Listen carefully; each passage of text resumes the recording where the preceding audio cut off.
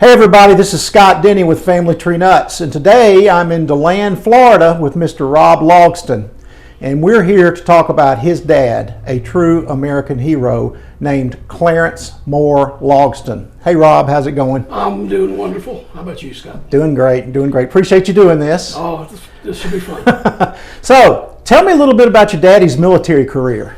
Well, first of all, he was in a lot of the famous events of World War II in the South Pacific. He was on the Doolittle Raider. He was at the Battle of Midway.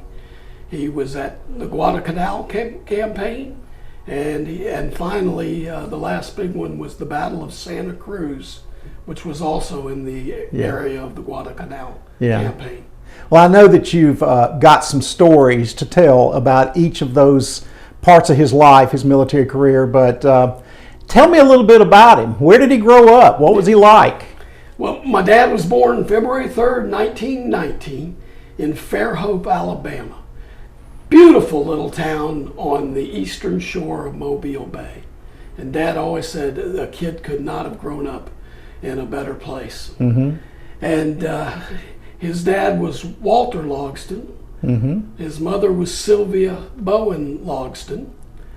They originally came from Indiana, down the Ohio River on a houseboat. Interesting. Yep. Yeah. And her dad, John Bowen, was known as Captain John Bowen. He was the captain of boats on the Ohio River. Uh-huh. But he brought the whole family, including his new son-in-law, down the river, down the Ohio to the Mississippi, and they made their way across to the eastern shore of Mobile Bay to the relatively new community of Fairhope. So it sounds to me like your family was a family of sailors in one way or another.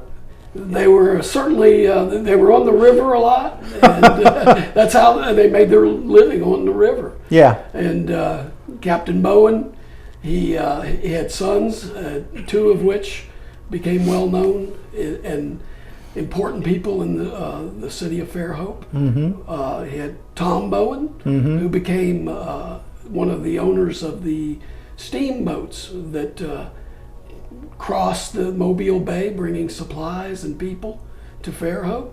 He owned one of those bay steamers. Wow. And he also owned the casino out on the pier. Mm-hmm. The pier was kind of a focal point of Fairhope, and so Tom Bowen ran the casino. He was actually an owner of it. Yeah. And it was like a dance hall and a restaurant, and it was a focal point for the town. And his brother, Mike Bowen, became the mayor of Fairhope. Fairhope? Yep. Wow. And so they were well known in the town. And my dad, he was the youngest of 9. And he grew up, his whole childhood was right there in Fairhope. Right there in Fairhope. His dad bought a farm in 52 acres. Yeah. Right there on the kind of the eastern side of Fairhope. Right. And they grew all kind of crops. And but when his dad got older, his health started to fade. They sold the farm, and they bought 10 beautiful acres on the bay. That 10 acres today is the Fairhope Yacht Club. So maybe they should have kept that property, right? Well, unfortunately, my grandpa, my dad's dad, he started a store down there by the bay, mm-hmm. and he would sell supplies to the fishermen who were going out to fish in Mobile Bay. Right. And he would go down there about 3 in the morning, mm-hmm. and the fishermen would come by and buy supplies, and then about 7 o'clock he would lay down and take a nap. Yeah. Until breakfast. Yeah. And unfortunately, they only owned the property for about a year. Yeah. And my granddad passed away. Yeah. And my dad actually went down there to get him for breakfast and found him passed away. So that was, for an eight-year-old, that was traumatic. That was a traumatic event in his life. So he grew up there. Tell me a little bit about his school days and what was it like growing up in Fairhope? it was a very small town back then, probably not much more than 1,000 people say in the 20s. Yeah. But it was growing, and they actually went to the kids that were still at home went to a private school, and it was kind of famous. Yeah. It was called Organic School, and it was started by a lady named Marietta Johnson, who was a pretty famous progressive educator. Mm-hmm. And Dad he went to school there from the 3rd grade on. Mm-hmm. And there at that little small school, he became very well known for his athletic ability. So he's very athletic. Extremely. He was something of a phenom as an athlete. Right. He played every sport. Mm-hmm. He played football, basketball, baseball. He was on the swim team, diving. Mm-hmm. He played golf and tennis. Mm-hmm. He excelled at all of them. Well, I think you told me he had some collegiate opportunities, but he chose the military instead. How did that happen? I mean, how did he get started in the military? Well, after high school, yeah, he at about 18. He was going to join the military, the Navy. Mm-hmm. And this would have been about 19 what? Oh, this would have been 1938. Right before the war. Yeah, not too long before the war. Mm-hmm. And he went down and tested for the Navy and passed. But at that time, just before the war, they didn't need so many people. And they told him he was going to have to wait. And it would probably be like 6 months. Yeah. And so in the meantime, he went actually to a trade school, a woodworking school, to learn that as a trade. And while there, they had a basketball team. Mm-hmm. This team from this little trade school played military bases and small colleges in the area. Yeah. And he was a star on this basketball team, good enough that a University of Florida scout saw him play. At the University of Florida? Scouts saw him play. Right. And offered him a scholarship to the University of Florida for basketball, despite him being 5'6.5" and probably not more than 140 pounds. Well, it was a different game back then. So he went on into the Navy, right? He did. And also I should mention, during that time when he was a young man from age 12 to about 16, he was a well-known amateur boxer. That's right. I'm glad you mentioned that. In both Fairhope and in Pensacola. Mm-hmm. He actually won 35 out of 36 fights. His lone loss was to the hometown favorite in Pensacola and lost a split decision. Mm-hmm. And that fighter actually came to him and said, "Fella, you won the fight. You beat the devil out of me." And that fighter went on to the Golden Gloves regional tournament, beat George Wallace, the future governor of Alabama. Yeah. And ended up in the finals of the Golden Gloves in Wow, Chicago. What a story. Sounds to me like we're talking about a red-blooded American alpha male, all-American boy here. Absolutely. Yeah.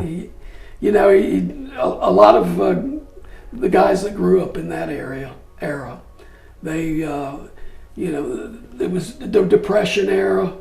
That was tough on almost everybody of that time. And a lot of those guys went on to fight in World War II. So that part is not all that unique, because there was millions of good red-blooded American boys, as you say, that went on and did that. Right. But what was unique for my father was those historic events that he was at once he joined the Navy and went to war. I can't wait to hear about them. So, he went into the Navy. What happened? Where did he go? Well, he was trained in Norfolk, 12 weeks of training in Norfolk. About 19... This would have been 1939. Okay. And from there, he was picked to be on the ship, the U.S.S. Omaha. It was an old 4-stack light cruiser, and he was selected for that. Dad was a quick study. he had learned to pilot boats as a very young man. I mean, yeah. He was a 10 or 12-year-old. Around Mobile Bay, yeah. Piloting boats around Mobile Bay. Yeah. Because that's what the family did. Yeah. And so that was something he had in there that he already knew about. Mm-hmm. And on the ship, he was assigned to deck handling duties. But he learned a lot of things. He was also on the signal bridge. His battle station was on the signal bridge, and those are the guys that did the signaling with the flags. Mm-hmm. And they also served as lookouts. And he did that on the Omaha, and so he was on the Omaha for about 2 years. Mm-hmm. And the Navy was getting ready to christen the new aircraft carrier U.S.S. Hornet, CV-8, as it was known. And Dad was hand-selected by Captain Mark Mitcher, who became a famous World War II figure. Captain Mitcher reportedly hand-picked the entire 2,200-man crew. Hand-picked them? Hand-picked them, went through all their records, and it may be the Hornet was known as a very happy ship, and that might be one of the reasons why. Yeah, yeah.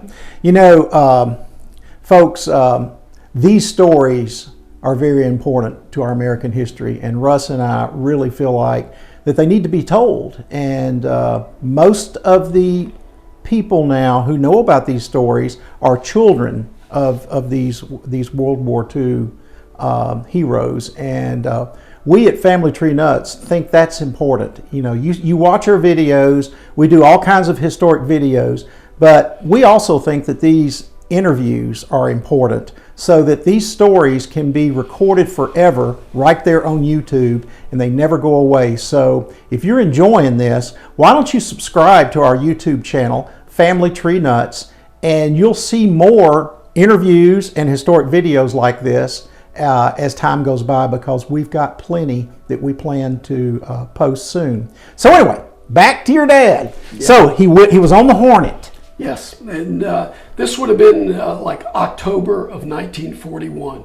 And of course, in December 7th... Things are heating up. December 7th, 1941, the Japanese attacked Pearl Harbor, pulled the sneak attack at 07:55 in the morning on December 7th.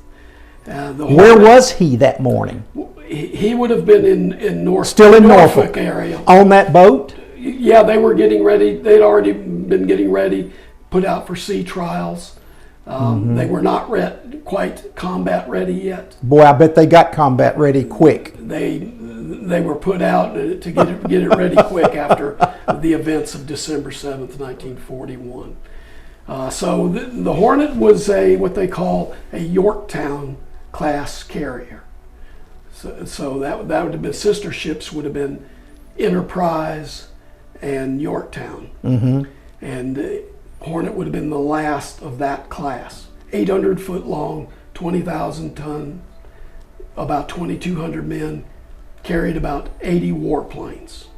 Correct me if I'm wrong. Did I read somewhere that after the attack at Pearl Harbor, we only had 3 carriers fit to put to sea? Is that correct? And would this have been one of them? Well, as far as the Pacific, yes. Okay. Actually, there was also the Lexington. That's right. So elsewhere in the world. There would have been 4, and the Wasp would soon join them. I think it was in the Atlantic at the time, but it would soon be transferred to the South Pacific. The Enterprise and Yorktown and Saratoga and Lexington. That's right. Were in the Pacific. So I'm assuming they sailed to the Pacific pretty quick. Yes. Well, what happened was, so they put out to sea, and almost immediately after the attack on Pearl Harbor, we had defeats at Pearl Harbor and in the Philippines and throughout Southeast Pacific. And so the military brass they needed a win, and they needed something to make the people at home have faith that we were going to win this thing. So there was some Navy and Army brass that got the idea of attacking the Japanese homeland, which was going to be very difficult, being an island so far away. You mean attack them from Hawaii? Well, that would have been impossible at the time. Right, because the Japanese attacked us from the deck of a carrier. From 4 carriers. And they snuck up on us. Exactly. So what did they plan to do? Well, they came up with the idea of using B-25 Army bombers. These are more of a middleweight type bomber, and because they felt like they could take off from the deck of an aircraft carrier with bombs on them and fully loaded. Yeah, they would have had like 400 or 500 pound bombs. Wow, that's amazing. But it was going to be extremely difficult. It was going to take a lot of training to get these Army pilots to take off in about 600 feet or less.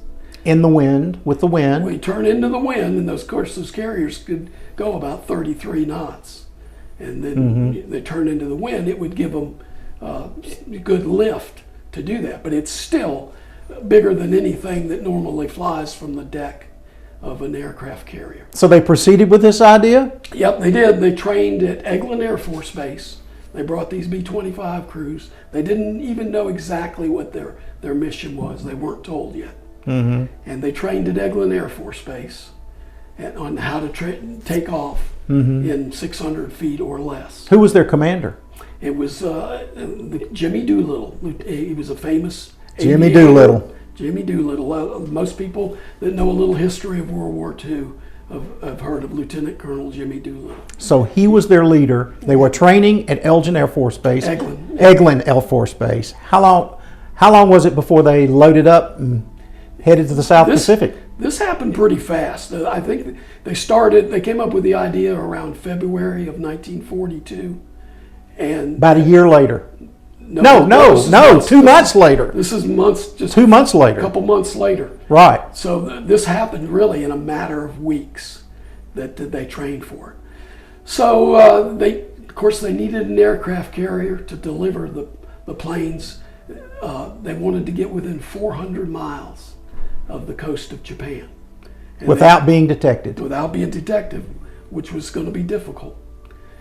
And so what happened was that the Hornet, after all their sea trials were done, it proceeded through the Panama Canal. With your dad on it? With my dad on it. He was on it from start to finish. Yeah. And they proceeded through the Panama Canal, around into the Pacific, to Alameda, Oakland, Alameda area. California. Naval Air Station. And that's where they picked up 16 Mitchell B-25 bombers. Did your dad know it? Did he figure it out, what they were doing? No. You know, they probably, at that time, they probably thought they might have been ferrying some, Army bombers to somewhere. To somewhere, yeah. Yes, that's probably what most people knew. But there was a little bit of buzz, so they weren't sure. So they loaded these 16 B-25s on the deck of the Hornet, and then they proceeded out into the Pacific. The aircraft carrier Enterprise and their task force joined them, and when they were a day at sea, they were told what the mission was, that they were going to attack the Japanese homeland, Tokyo, and other large industrial cities. So the entire group was going to sail within 400 miles of Tokyo as a group? The entire task force. The entire task force of ships. Would sail to within 400 miles. That should give the B-25s the range to fly to Japan, bomb the industrial cities, fly on to China, and land in small airfields there, refuel, and take off again for safer. So that was the plan. That was the plan. All right, but what about the day that they actually took off? Talk a little bit about that. Well, as they approached Japan, they got about 650 miles from the coast of Japan. And a Japanese picket boat, they had picket boats out there off the coast to warn the mainland of any approaching enemy ships. So it looked like a fishing trawler or something like that. Just a smaller, maybe 100-foot long picket boat, they would call them. And they actually saw our task force. They saw it coming. They saw it coming. Our commanders didn't know if they had radioed in. The destroyers and cruisers quickly sank the boat. But it turns out they had alerted the Japanese homeland. Knowing that that was probable, Jimmy Doolittle ordered his flyers to get ready. They were leaving immediately. With barely enough fuel to get to China? Actually, or they didn't even know? It looked like they would not have enough to make it all the way to their planned locations. Because they were taking off earlier, maybe 100 miles earlier than expected? Yeah, more like 200 200 miles? Yeah. So, when they took off, did your dad see them go? Where was he? Well, his battle station was up on the tower where the signalman lookouts. He was actually the chief. That was his battle station, the chief of the lookouts and signalman. I understand that he was captured in a famous picture. He is depicted in one of the most famous photos from World War II. Tell me about that picture. Well, and here it is, by the way. It's in most history books, and it's a picture of Jimmy Doolittle's B-25, the first one off the deck, lifting off.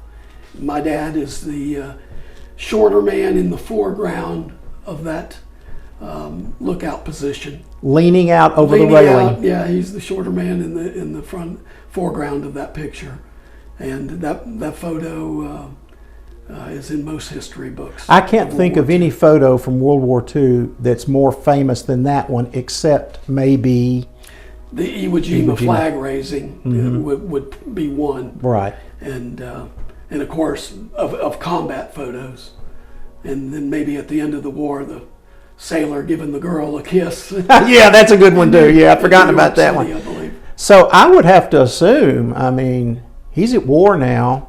The ships are taken off. I mean, the planes are taken off. He's leaning over there. That picture is taken from somewhere in front of them on the ship. I wonder, did he even see that photo for a long time? Did he even know the photo existed? Not till after the war. It was actually a still from film. Oh, really? It was actually filmed. I think I've seen that film of that plane going up. It shows the whole clip of the takeoff, and that became the famous still from the film. Wow. That in itself is the story of a lifetime. He stood there and watched probably every one of those planes go up. It was history. Yeah. It was history. So, let's quickly kind of summarize what happened to the Doolittle Raiders, and then let's move on. Let's go back to your dad and talk about what happened to him. Well, the Doolittle Raiders, the 16 planes, they all had different targets. So, despite Japan actually getting something of a warning, it wasn't all that effective, because you had 16 planes coming in the coast in different areas. So there might be just one plane entering to the airspace of the country. Right. Flying in low and difficult to intercept. So although some planes were intercepted by Japanese fighter planes, none of them were shot down due to intercept. Right. They pretty much all made their run in, dropped their bombs, continued on towards China. There was 80 men. In those planes? 80 men total in the planes. All the planes at some point ran out of fuel, crashed or crash landed. I believe 3 men were lost in crashes, perished in the crash of the planes. Something like, I believe there was 3 that were captured and killed by the Japanese. All in the territory of China, because they had invaded China, right? They had invaded China. China, the mainland. Yeah. They had invaded China, and some of them were captured. I believe there was 8 captured. 3 were executed. 1 died of starvation, basically, and disease, and 4 made it through the war as in captivity. As POWs. And then what happened to the rest of them? The rest of them actually made it into Chinese hands that got them back to the United States government. So they got back. They were handed back pretty quick. In some cases, it took months. Really? It took months to actually get them out of there. Get them completely out of China and back in U.S. hands. It depended on where they crashed. Right. There was one crew that ended up in Russia. Oh, really? I didn't know that. They crash landed in Vladivostok, Russia, and they were interned for a while in Russia, and eventually released. Yeah, interesting. Yeah. So the planes take off. He's still on the ship. Mm-hmm. Then what happened? Well, then the Hornet, with that mission complete, they escaped out of there. I'll bet they were moving quickly to get out of range. As soon as they launched them, they turned around and fled because they knew there was Japanese submarines that were looking for them, and so they immediately had Enterprise and Hornet headed to Pearl Harbor. And made it. And they made it safely to Pearl Harbor. So this would have been still in April of 1942. Okay. Other battles would be coming up soon. Really the first aircraft battle of World War II was at Coral Sea, where Lexington and Yorktown and Japanese carriers fought. Hornet and Enterprise were not at that battle. They were on the way back from Japan, or from Japanese waters, from the Doolittle Raider. Yeah. So that battle, the Battle of Coral Sea, took place while they were transporting back. Yeah, that would have been in May. Okay. In May of 1942. Okay. So Hornet and Enterprise missed that battle. Right. They went back to Pearl Harbor. Lexington was sunk at Coral Sea, and Yorktown was damaged. And World War II buffs know that about this time, U.S. intelligence, naval intelligence, the code breakers, had broken the Japanese code. They knew the next thing up for the Japanese, they were going to attack Midway Island. And so we knew they were coming for Midway. We knew they were coming for Midway, and they were going to plan. They sent 4 carriers, and of course they had another task force, and they were going to actually land and take the island with troops. Mm-hmm. We knew they were coming. So this would have been early June of 1942 is when the Japanese planned the Battle of Midway. So that's just a few weeks later. A few weeks later. So Hornet and Enterprise were at Pearl Harbor getting air crew ready for battle. Yorktown, linked into Pearl Harbor, was repaired in like 2 days. Had her flight deck repaired in 2 days.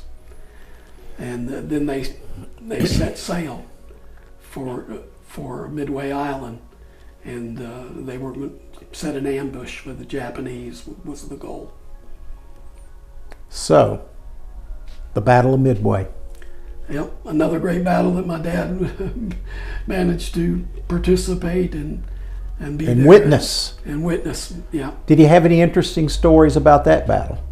Well, yeah, he told me about their air crews and how they participated in the battle, and of course, very famous, the torpedo bombers off the Hornet.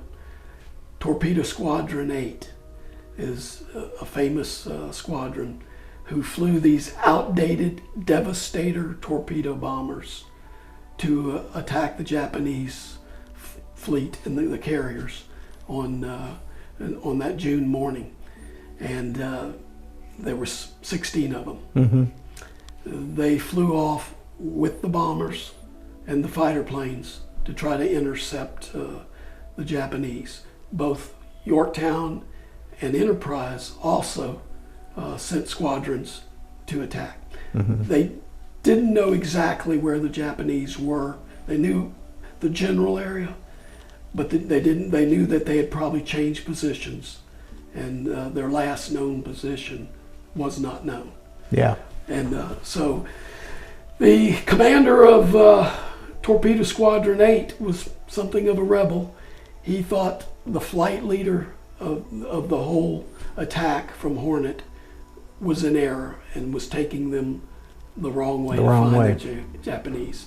His name was John Waldron, and he actually ordered his flyers to follow his path, and he took them right to the Japanese. That is documented in the movie called Midway. Midway. That sure is. Yeah. So they found the Japanese fleet. He took, straight as a string, John Waldron took his flyers right to the Japanese carriers. And they attacked. They attacked, but they're flying these Devastator torpedo bombers that are very outdated, slow. I mean, they couldn't fly more than 100 miles an hour carrying a torpedo. Right. So they were flying. Of course, they had to come in on the deck. Right. Flying in. The Japanese Zero fighter planes caught them about 30 miles out and just mowed them down. Tore them. Only one Devastator made a run in. It got close enough to make him run in and drop his torpedo, and that was Ensign Tex Gay of Texas. He made a run in. His gunner was dead, but he was wounded. But he made a run in, dropped his torpedo. He did not get a hit. He was shot down by anti-aircraft fire, crashed about a half a mile from the Japanese carrier, and watched the whole battle, the rest of the battle. From the water. Yeah. Although it was devastating and tragic attack, unsuccessful attack, it served a purpose though. While the Japanese fighter planes were down on the deck attacking the Devastator torpedo bombers, then the Yorktown and Enterprise torpedo bombers came in. They were chewed up also. But right after that, the Japanese Zero fighters were out of fuel, they were out of ammunition, and they're down on the deck flying low. And the Dauntless dive bombers came in and saved the day. And in just a matter of minutes, won the Battle of Midway. So it was the third wave of military equipment that went in. Yeah. We got the first two waves got devastated. Yeah, the torpedo bombers, they lost almost all three squadrons of those. Almost all of them were shot down. So you said they saved the day. What happened? Well, the dive bombers, these Dauntless dive bombers came in, and these air crews planted several bombs on three of the four Japanese aircraft carriers while they were rearming and refueling planes. The resulting fires are what destroyed the ship. It started fires that was out of control.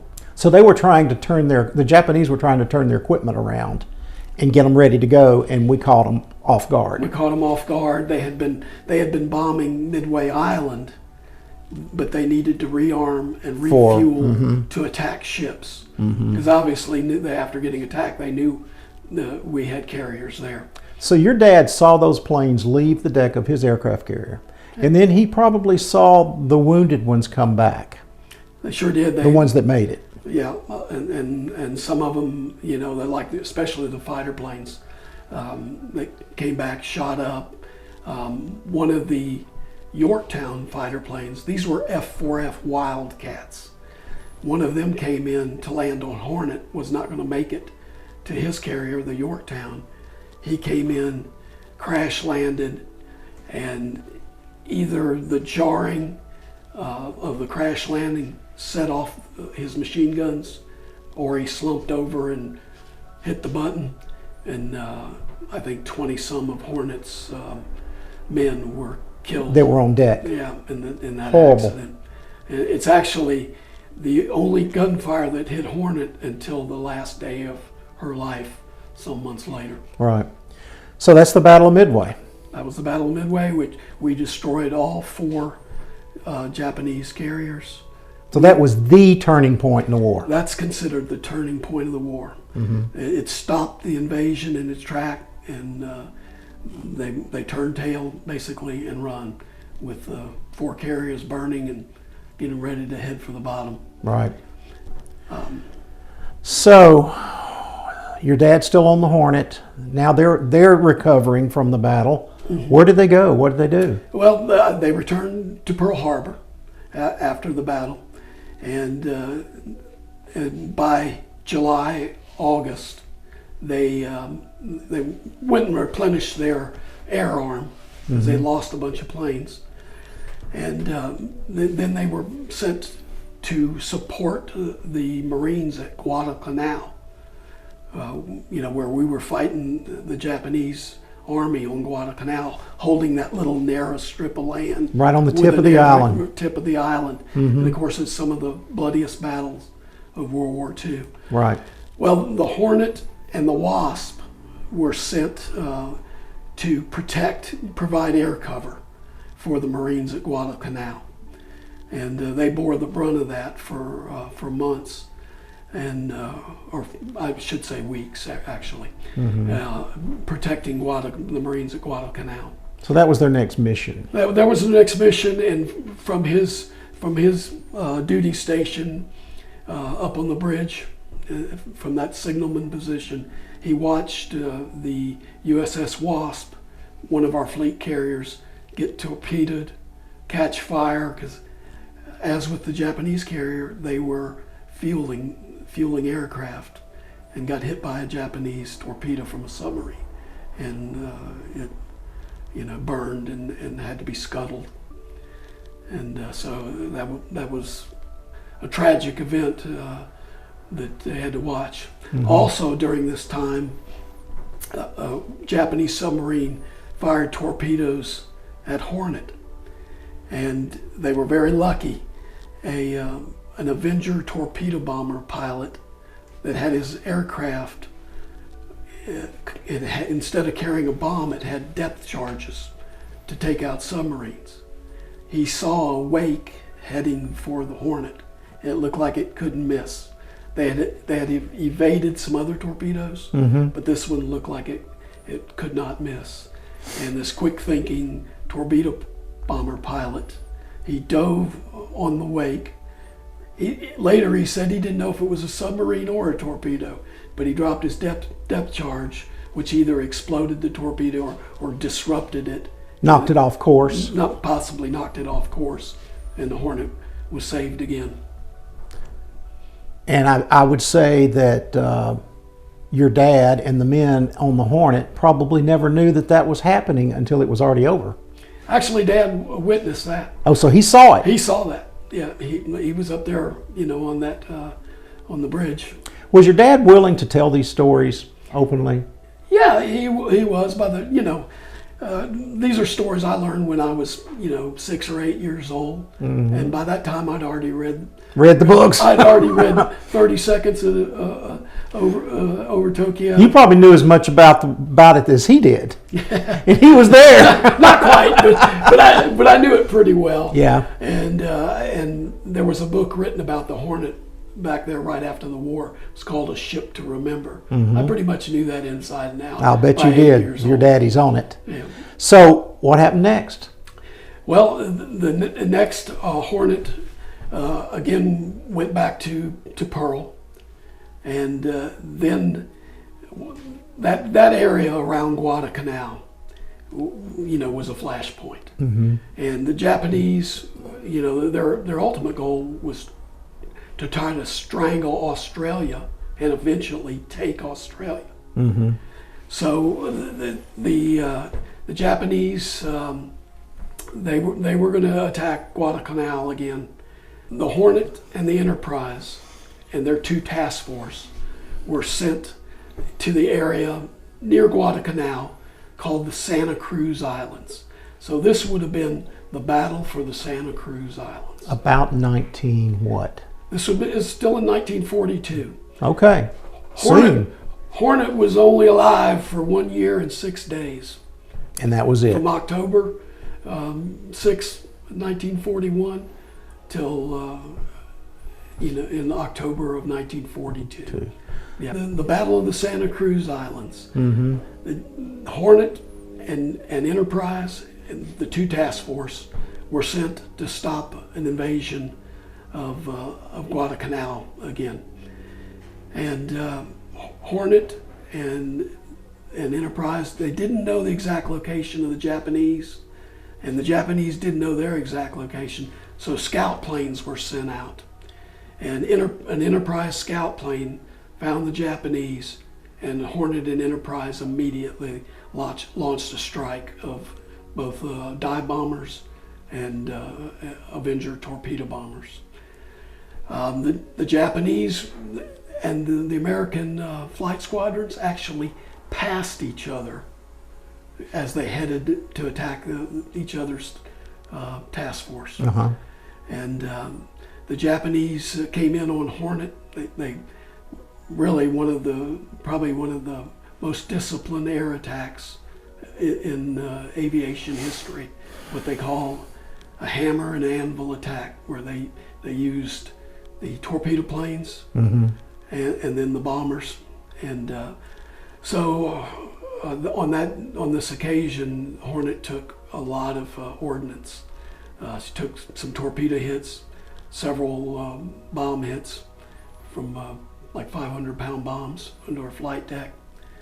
Where was your dad when some of this? He was up there on that tower in charge of the signalman, and there were a Japanese dive bomber pilot. We even actually know his name, Shigeyuki Sato. He was mortally wounded. He dove on the Hornet with his bomb still attached. He crashed his plane into the signal bridge of the Hornet.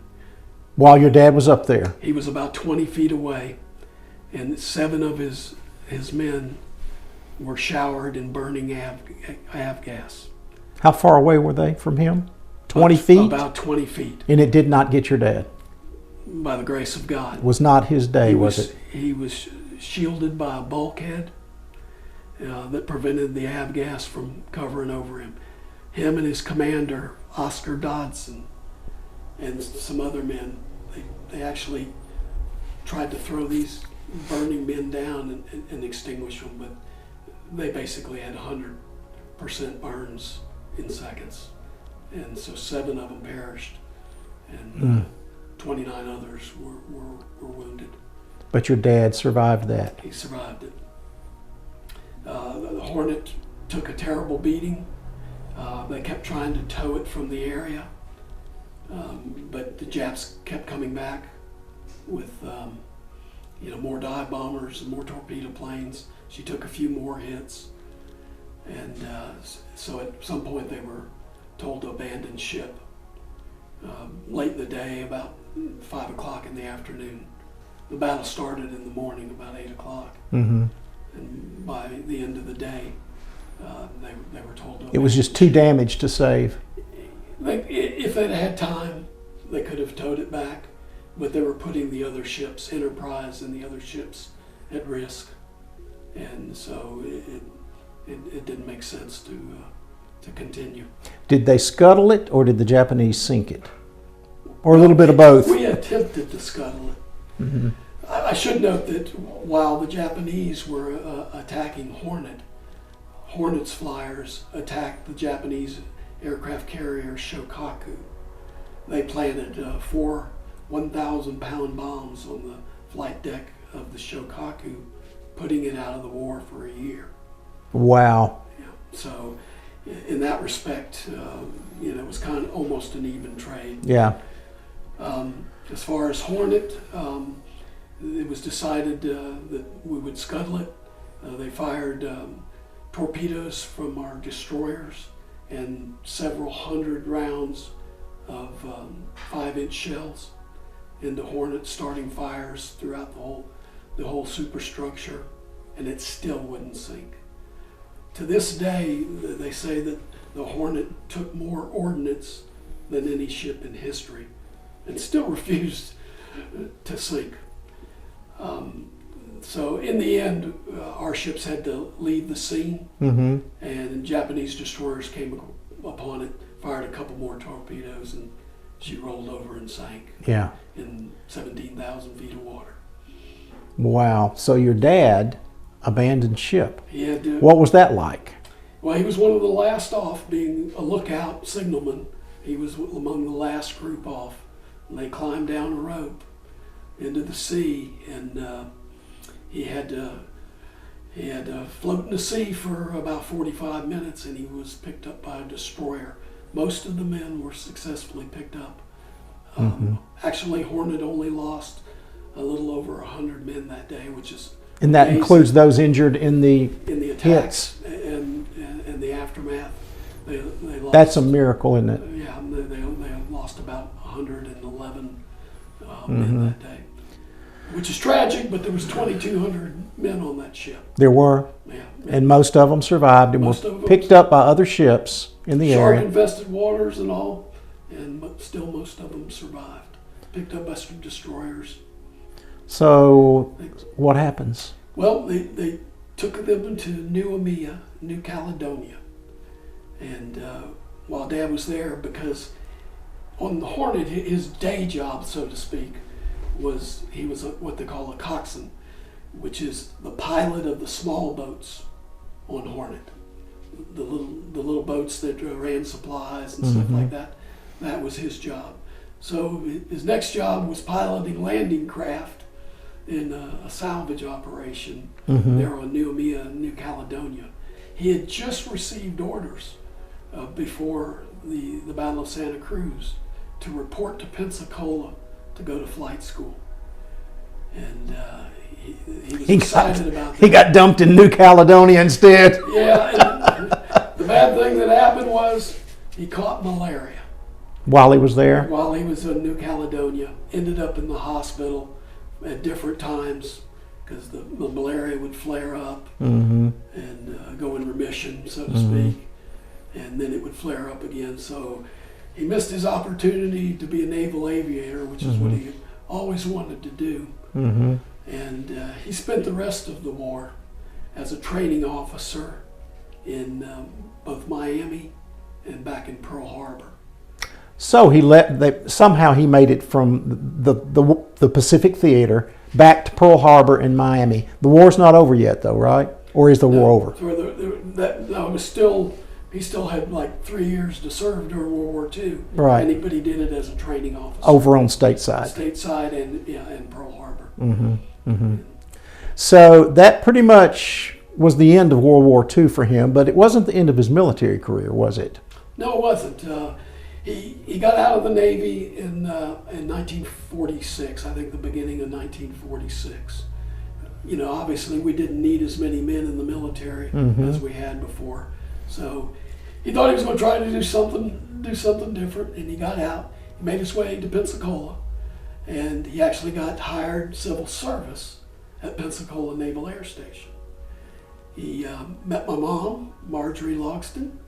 They got married, started a family. But after a year, he missed the military. And they were forming the Air Force out of the Army Air Corps. And so he joined the Air Force. And what they do? They put him in the Air Force's Navy. Since he had those skills of piloting boats, they gave him some rank, and they made him first he was crew with some rank on the crash boats. These were 85-foot crash rescue boats, used to rescue downed flyers off the coast. Right. So he was stationed at Eglin Air Force Base, and after not too long, he received a promotion, I think, to staff sergeant. Yeah. And he became a skipper of these crash boats. Folks, aren't these stories fascinating? I just love to hear them. And when this one goes up on our YouTube channel at Family Tree Nuts, I'm going to be anxious to see your responses, because I've got a feeling some of you have stories also, and I would like to hear about them. So I look forward to hearing from you. This thing will go up in a week or two as soon as Russ gets it ready to go. But anyway, we're going to go back to Rob here and finish talking about his dad. So he's in the Air Force now, the Air Force Navy. Yep. So he couldn't get away from the water, could he? No, and he didn't mind. It was, for him, it was the perfect job. Yeah. And these crash boats, they were used all over the world.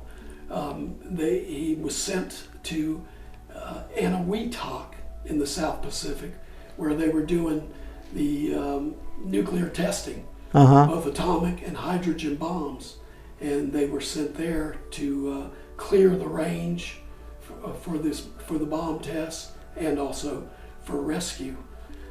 So this was a big deal, you know, the atomic bomb testings, as we built bigger devices.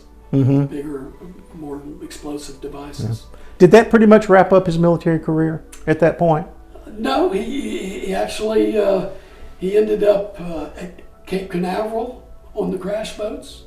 That's cool. At varying times, they were phasing out crash boats because helicopters were becoming more usable, prevalent, bigger, more usable for rescue. So they were phasing out these crash boats, which, like I said, were much like the World War II PT boats. Right. But at various times they still needed them. So he changed duties. He was in Germany for a while, doing communications type work. So they gave him a whole new job. So over to Germany. Yeah. Would this be late 40s, early 50s? This would have been early 50s, late 49 to 52. So a lot of reconstruction going on in Europe right then. Yeah, right. And he's over in Germany. Right. And so he was there for 3 years. Mom, brother Mike, who would have been about 4 or 5 years old at this time.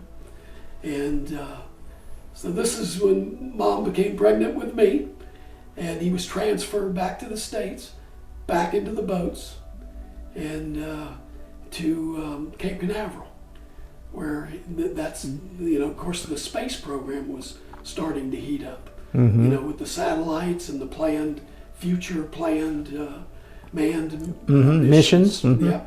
And John Glenn, Mercury. Yeah. So that was this would have been 52 to about 58. Right. That he was stationed at the Cape, and not bad duty. No. You know, right here in Florida. In Central Florida. We lived on Patrick Air Force Base. I was born there, and so he served right there at Cape Canaveral, the Air Force station right there.